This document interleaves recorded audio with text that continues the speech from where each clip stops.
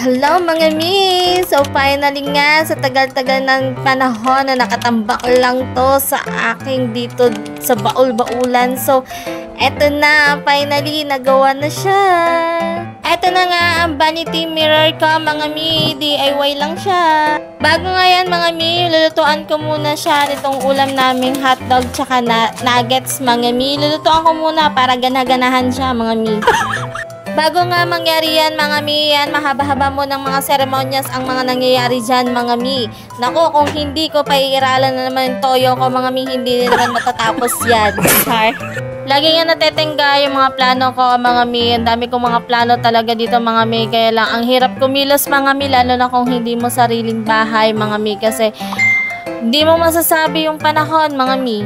So ayan nga mga mi, hindi ko na nabidyohan kung paano ako nagluto dyan mga mi. Madali lang naman yan, ipiprito lang naman yan mga mi. So kakain muna nga kami mga mi bago ko ipagpapatuloy itong ginagawa ko mga mi.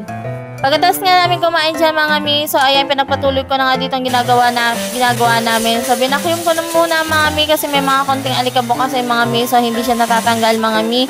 So, ayan, pagkatapos kami, natira pa ako ditong mga wallpaper, mga mi. So, ito ang gagamitin ko para magmukhang elegant siya. Char, elegant. Ito nga, napili kong wallpaper na ididikit, mga mi, kasi ang lakas kasi niyang makasyala-syala, mga mi. So, napakalinis kasi niyang tingnan, mga mi.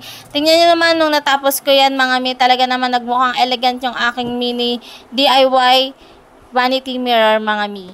Tapos ito na nga mga mi, yung mga ikakabit namin mga ilaw dyan sa salamin ko mga mi.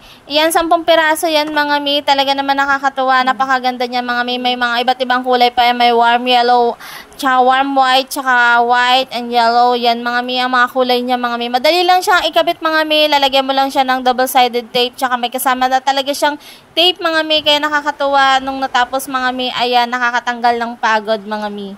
Ito na nga mga mi, ang final look. Tada! Diba mukhang syala-syala mga mi. Talaga naman nabuhayan yung aking salamin dyan. Mumunting salamin. Kung gusto nyo rin mga mi, lalagay ko na lang yung link sa comment section. Tsaka dyan sa yellow basket ko mga mi. Check nyo na lang mga mi. Ang ganda nito. Lakas makasyala-syala mga mi.